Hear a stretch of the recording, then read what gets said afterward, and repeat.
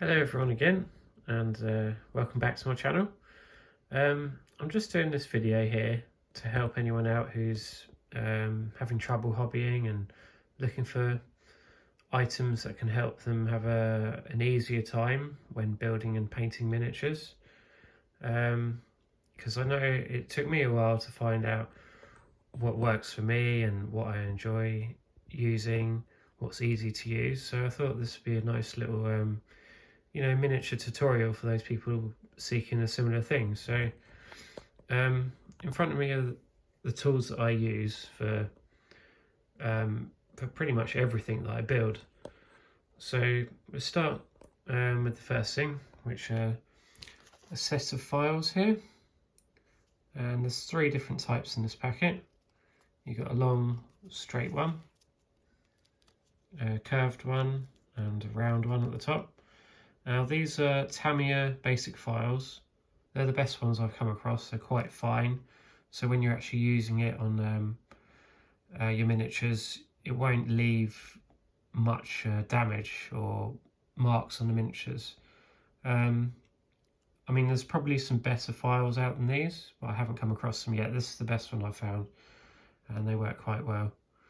I got these off Amazon. In fact, most of this stuff here I've actually purchased from Amazon. But yeah, that's a good set of files to get you started, and it'll definitely help you out. Next thing is liquid green stuff. Now this isn't a paint. Basically what this is a mixture which you can use to fill in gaps, but it would have to be very thin gaps. It won't work on large gaps, because basically what you do, you mix this with water, and the best way I find is to like paint it on to the gap, and just you paint it onto the gap, let it dry, come back to it, and just keep applying coats until the gap's filled, and it works really well. And if it's a bit grainy at the end, you can always sand it down a little bit, but it's really good. The next thing I want to go across is the varnishes. Now you can get many different varnishes. The ones I use are gloss and matte. Now gloss is when you get a really shiny result on your miniature, and the matte is where it's dull. So for like armor and things, you may want it shiny, and say for cloths and bones and flesh, you would want the paint to appear matte. So these two here, you apply with a paintbrush. Now Storm Shield is the one that will give you a matte result, so you'd use it on cloth and bone, as I just said. And Ardcoat is the one you would use for a gloss finish. So yeah, quite handy. I've only just started using them, but they're very good. Next thing are glues.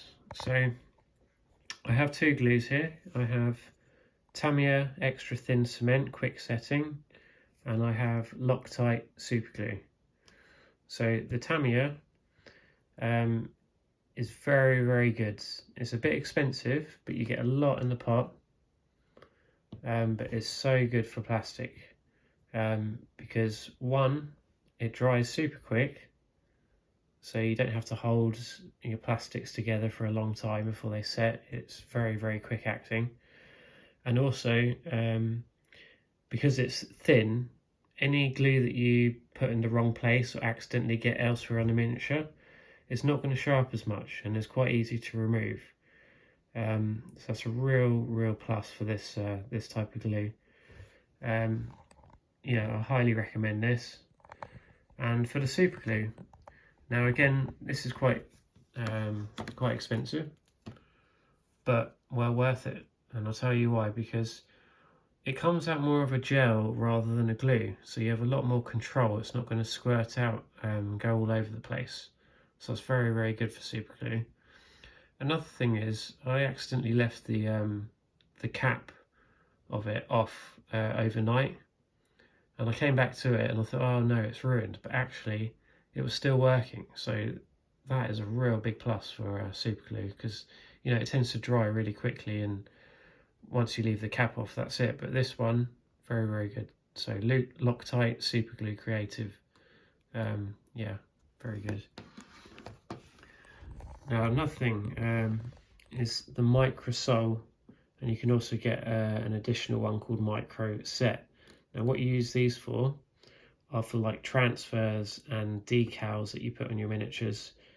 And what this will do is once you apply the decal to your miniature, you apply this solution and it will act like a glue for the decal without you know, damaging your miniature, and without damaging the decal. So yeah, I highly recommend that. It's sort of a must when it comes to decals, especially on like curved edges and shoulder pads and things. When you're trying to get the decal to sit flush, this is highly recommended.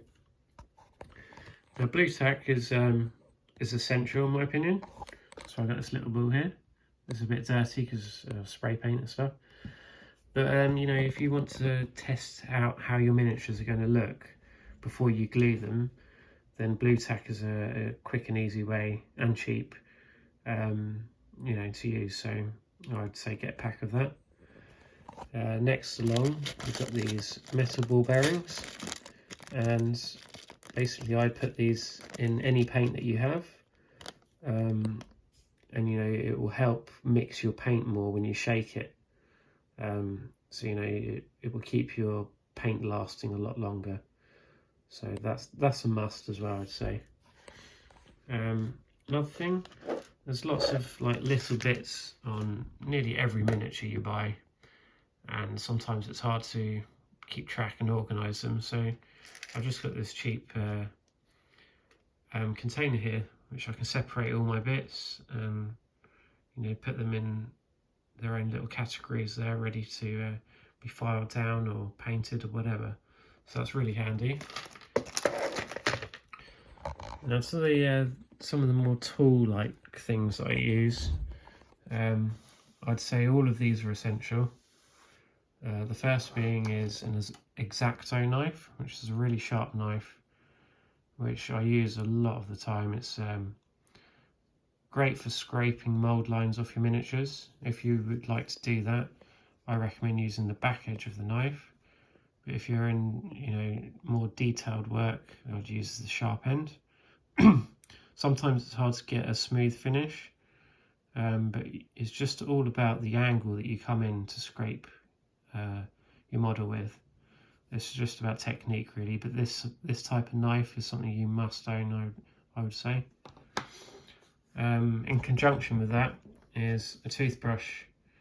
Now the reason for a toothbrush is because when you're scraping away plastic with your knife, it leaves loads of shards of plastic left on your miniature, and obviously if you go to paint your miniature without rubbing that off, then it's going to ruin your paint job. So what I do is I scrape my miniature, I brush off all the excess plastic, it comes off straight away, and yeah, very handy. Our last two items is a pair of tweezers.